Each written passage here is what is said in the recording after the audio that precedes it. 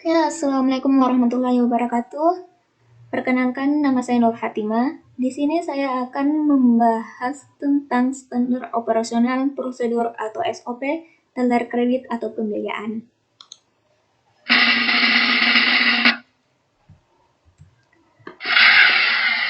Berikut agenda yang akan saya bahas pada materi ini. Yang pertama, pengertian standar operasional prosedur atau SOP. Yang kedua, pengertian teller. Yang ketiga, etika teller.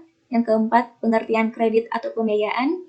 Yang kelima, prinsip-prinsip kredit atau pembiayaan. Yang keenam, analisis terhadap sistem dan prosedur pemberian kredit. Yang ketujuh, sistem dan prosedur pemberian kredit. Yang kedelapan, flowchart prosedur pemberian kredit.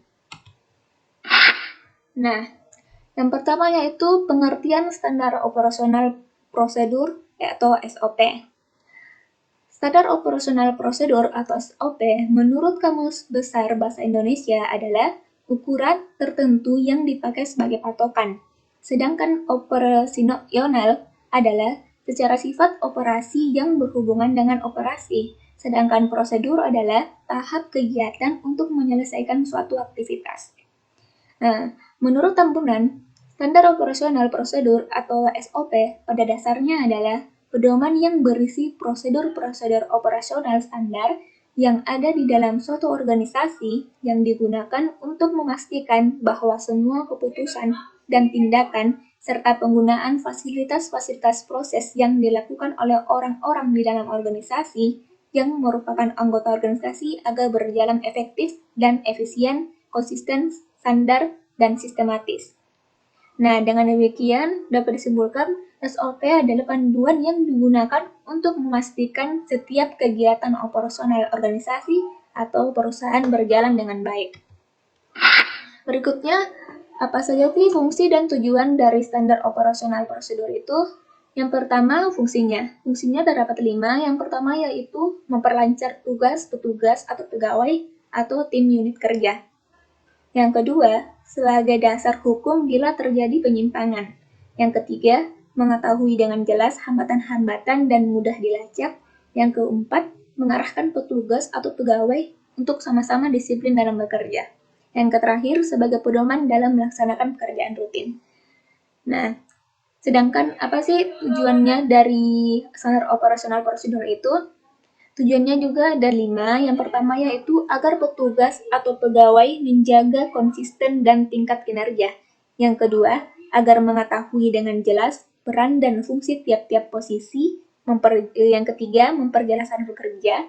Yang keempat, melindungi organisasi atau unit kerja dan petugas atau pegawai dari malpraktek atau kesalahan administrasi lainnya. Dan yang terakhir, itu untuk menghindari kegagalan atau kesalahan, keraguan, duplikasi, dan inefisiensi. Berikutnya, pengertian teller. Nah, teller salah satu orang yang berada di garis depan dan berhubungan langsung dengan nasabah. Nah, untuk menciptakan kualitas pelayanan yang memuaskan, sangatlah perlu teller dibekali dengan pengetahuan yang mendalam tentang dasar-dasar pelayanan yang berkualitas. Nah, definisi dari teller itu sendiri adalah karyawan bank yang bertanggung jawab terhadap lalu lintas uang tunai. Nah, teller disebut juga kuasa kas terbatas, karena dalam jumlah uang terbatas, karyawan bank tersebut dapat bertindak secara langsung untuk melakukan transaksi.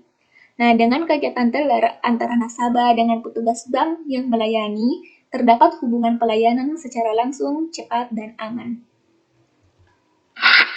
Nah, teller juga mempunyai fungsi dan wewenang. Nah, berikut fungsi dari teller. Yang pertama yaitu merencanakan dan melaksanakan seluruh transaksi dan sifatnya tunai. Yang kedua, memberikan pelayanan prima kepada anggota atau nasabah sehubungan dengan produk funding atau penghidupan dana. Dalam hal ini simpanan lancar yaitu tabungan dan simpanan berjangka yaitu deposito. Yang terakhir yaitu memberikan informasi hak dan kewajiban anggota atau nasabah. Sedangkan wewenang dari teller ada 5. Yang pertama, menerima transaksi tunai. Yang kedua, memegang kas tunai sesuai dengan kebijakan yang ada. Yang ketiga, mengeluarkan transaksi tunai pada batas nominal yang diberikan atau atas persetujuan yang wewenang. Yang keempat, menolak atau menolak pengeluaran kas apabila tidak ada bukti-bukti pendukung yang kuat. Yang terakhir yaitu meminta pertanggungjawaban persekot kas AO atau akun officer setiap hari Jumat. Berikut tanggung jawab dari seorang teller, yaitu yang pertama, mengelola fisik kas dan terjaganya keamanan kas. Berikutnya, terselesaikannya laporan kas harian, tersedianya laporan arukas pada akhir bulan untuk keperluan evaluasi, menerima ceceran dan penarikan tabungan serta simpangan berjangka, melaksanakan akad dan realisasi pembiayaan, menerima setoran angsuran pembiayaan, pelayanan terhadap pembukaan dan penutupan rekening tabungan dan simpanan berjangka, pengarsipan tabungan dan simpanan berjangka, perhitungan bagi hasil dan pembukuannya, dan terakhir yaitu pelaporan tentang perkembangan dana masyarakat. Berikut etika yang harus ada seorang teller. Nah, sebagai petugas yang duduk di barisan front office, teller perlu memahami dan mendalami etika yang merupakan aturan tertulis yang berhubungan dengan moral, sikap, dan tingkah laku. Beberapa hal yang menyangkut etika teller antara lain yaitu penampilan, kepribadian yang menarik, menjaga kerahasiaan bank dan kerahasiaan nasabah, dan yang terakhir keahlian. Nah, penampilan di sini, seorang teller haruslah berpenampilan menarik dan rapi untuk menghormati nasabahnya. Sebaiknya, teller menggunakan seragam sehingga ada kesan satu kesatuan dan dapat merupakan ciri khas dari bank yang bersangkutan. Berikut, citra yang ditampilkan oleh teller mencerminkan citra diri perusahaan, sehingga seorang teller bank harus mencerminkan seorang yang profesional karena bank adalah bisnis kepercayaan. Berikut merupakan penampilan seorang teller yang baik. Bagi pria, yang pertamanya itu menggunakan seragam yang sesuai ketentuan bank, antara lain kemeja lengan panjang menggunakan dasi, nemtek, bukan celana jeans, tidak kumal, tidak kusut, dan tidak noda. Yang kedua, rambut pendek, tidak melebihi kera baju dan tersisih rapi. Yang ketiga, jika berkumis dicukur rapi dan tidak boleh bercambang. Yang keempat, menggunakan sepatu formal berwarna hitam model pentopel. Yang kelima, tidak tercium bau mulut dan bau badan. Yang keenam, kuku terpelihara pendek dan bersih. Yang terakhir, aksesoris berupa jam tangan dan maksimal 1 cincin. Sedangkan wanita menggunakan seragam sesuai dengan ketentuan bank, antara lain rok, blus atau blazer serta nentek. Yang kedua, rambut kering, tersisih rapi, digulung, dicepol, dan tidak dicat jika dicat dengan warna hitam. Yang ketiga, rias wajah menggunakan bedak dan lipstik dengan warna yang mencolok. Jika menggunakan jilbab tanpa motif polos sesuai dengan warna blus. Yang keempat, menggunakan sepatu formal berwarna hitam model pentopel dengan hak minimal 3 cm dan maksimal 7 cm. Yang kelima, tidak tercium bau badan dan mulut. Yang keenam, kuku terpelihara, pendek dan bersih. Yang ketujuh, tidak boleh memakai lebih dari satu aksesoris dalam arti dalam 1 titik dan maksimal 7 titik. Telinga 2 titik, leher 1 titik, jari tangan 2 titik untuk jari kanan dan jari kiri, pergelangan tangan 2 titik untuk kanan dan kiri, dan salah satunya jam tangan. Berikut kepribadian yang baik. Nah, tugas seorang teller ini bukan hanya mengangkat martabat dirinya sendiri di depan nasabah, namun juga mengangkat martabat bank tempat bekerja. Oleh karena itu, sikap dan perilaku yang ramah, hormat, bersahabat sangat dianjurkan. Yang ketiga, menjaga kerahasiaan bank dan kerahasiaan nasabah. Nah, seorang teller itu harus tahu memposisikan dirinya sebagai pegawai yang hanya bertugas melayani para nasabah dengan sebaik-baiknya, dan menjaga rahasia bank dan nasabah sangat wajib dilakukan. Nah, yang berikutnya keahlian. Nah, pelayanan kepada nasabah secara cepat dan tepat menghindarkan nasabah menunggu terlalu lama harus dilakukan oleh teller. Hal ini harus didasarkan pada kemampuan seorang teller yang mampu mengatasi dan menjawab berbagai kebutuhan teller. Nah, jika teller sebagai customer service, yaitu rangkap dengan customer service, teller dituntut untuk dapat menjelaskan kepada nasabah tentang jasa-jasa yang ditawarkan bank dengan sistematis dan logis. Berikut pengertian dari kredit atau pembiayaan. Kredit atau pembiayaan yaitu penyediaan uang atau tagihan yang dapat dipersamakan dengan itu berdasarkan persetujuan atau kesepakatan pinjam-meminjam antara bank dengan pihak lain yang mewajibkan pihak meminjam untuk melunasi utangnya setelah jangka waktu tertentu dengan jumlah bunga, imbalan, atau pembagian hasil keuntungan. Nah, prinsip-prinsip kredit pembiayaan. Nah, prinsip-prinsip kredit pembiayaan ini berkaitan dengan kriteria penilaian yang umum dilakukan oleh bank untuk mendapatkan nasabah yang benar-benar layak untuk diberi kredit. Nah, kriteria kredit yang dimaksud berkaitan dengan apa yang dikenal dengan 7P dan 5C. Yang pertama dari 7P tersebut ada personality, yaitu kepribadian peminjam. Yang kedua purpose, yaitu tujuan atau keperluan penggunaan kredit. Yang ketiga prospek, yaitu harapan masa depan dari bidang usaha atau kegiatan usaha peminjam. Yang keempat payment, yaitu bagaimana pembayaran kembali pinjaman yang akan diberikan. Yang kelima party, yaitu mengklasifikasikan nasabah ke dalam klasifikasi tertentu. Yang keenam profitability, yaitu untuk menganalisis bagaimana kemampuan nasabah dalam mencari laba.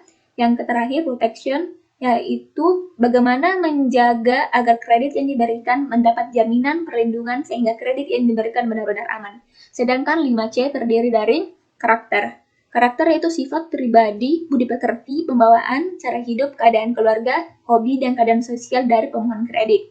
Yang berikutnya kapital, yaitu menunjukkan sebelum memperoleh kredit dari kreditur bagaimana hutang-hutang orang tersebut di luar kreditur.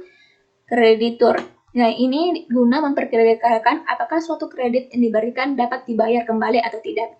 Yang berikut, condition of economy, yaitu penilaian terhadap kondisi ekonomi nasabah. Yang berikutnya, capacity, yaitu kemampuan calon peminjam dan kesungguhan dalam mengembalikan kredit. Yang terakhir, kolateral. Kolateral ini penilaian terhadap kolateral jaminan adalah penting karena apabila penilaian terhadap capital, character, condition of economy, dan capacity karena selalu hal yang meleset, maka pengembalian kredit masih terjamin. Jadi kolateral merupakan benteng terakhir bagi keselamatan kredit yang bisa berupa barang bergerak atau barang yang tidak bergerak.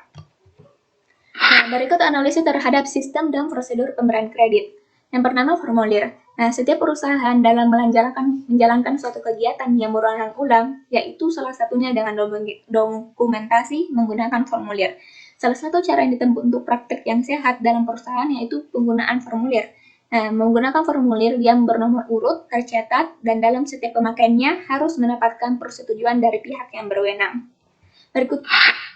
Berikutnya fungsi yang terkait. Nah, fungsi yang terkait dalam prosedur pemberian kredit diantaranya bagian customer service, bagian SID, bagian account officer, administrasi kredit, komite kredit, dan yang terakhir yang dalam pembahasannya ini yaitu seorang teller. Nah, keenam fungsi tersebut sudah menjalankan fungsinya dengan baik sesuai dengan tugasnya.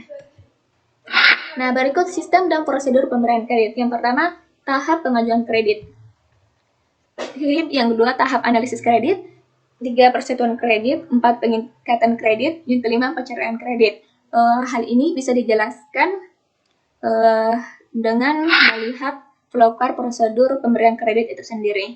Ya, mula-mula tahap pengajuan kredit, nasabah datang ke customer service untuk mendapatkan surat permohonan kredit. Setelah itu, melengkapi berkas-berkas yang dibutuhkan sebagai persyaratan administrasi pengajuan kredit. Nah, customer service ini mengecek kembali kelengkapan berkas yang diberikan oleh calon debitur.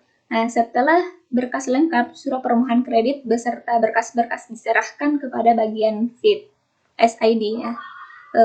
Berikutnya tahapan analisis kredit. Nah, di SID menerima surat permohonan kredit dan berkas, kemudian dicek ulang kelengkapannya.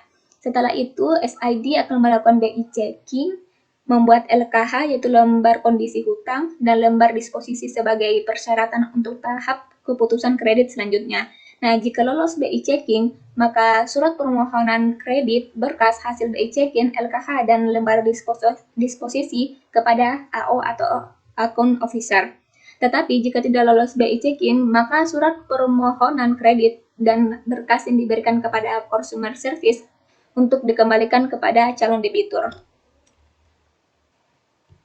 Berikutnya, AO menerima atau akun officer menerima, maka surat permohonan kredit, berkas hasil BI check-in, LKH, dan lembar disposisi, lalu memeriksa kelengkapan. Jika telah sesuai dengan persyaratan, maka AO akan melakukan on the spot ke lokasi calon debitur dan melanjutkan pada tahap wawancara. AO melakukan analisis sesuai dengan prinsip 5C, yaitu yang tadi karakter,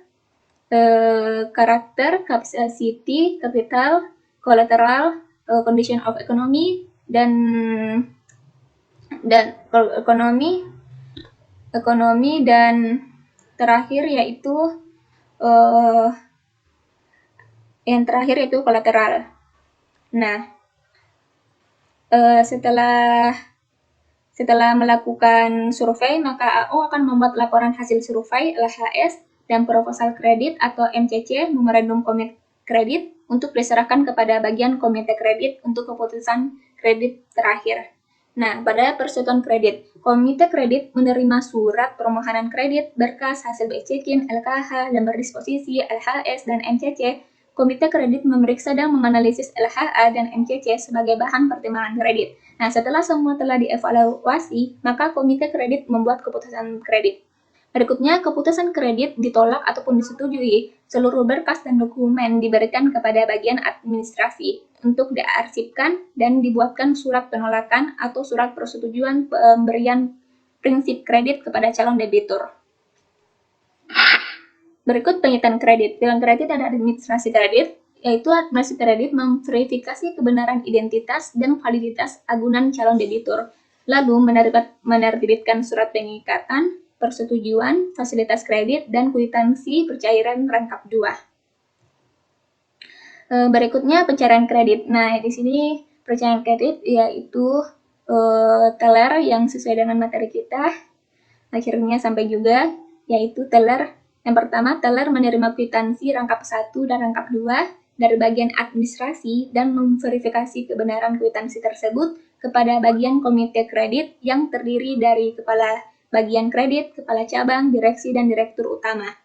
Berikutnya, teller membuat buku ansuran, buku tabungan, dan menyerahkannya kepada debitur yang dilengkapi dengan kwitansi rangkap 1 sebagai bukti pencairan kredit telah diterima debitur, dan kwitansi rangkap 2 dikembalikan kepada bagian administrasi untuk diarsipkan. Yang terakhir, teller menyiapkan dana sesuai jumlah pencairan kredit dan melakukan pembayaran kepada nasabah. Sampai selesai. Nah, berikut contoh formulir pengajuan pinjaman kredit. Ini saya ambil dari contoh formulir dari Bank Mandiri. Bisa kita lihat, terdapat informasi pemohon, legalitas mitra binaan, permohonan bantuan, jika ada tanpa agunan bisa disertakan. Berikutnya formulir informasi debitur, ada nama, alamat rumah, status rumah, alamat usaha, jaminan yang diserahkan, terus data keuangan, biaya operasional. Berikut juga biaya operasional untuk usaha, telepon usaha, listrik untuk usaha, PAM, gaji karyawan, dan lain-lain yang harus dilengkapi oleh calon debitur.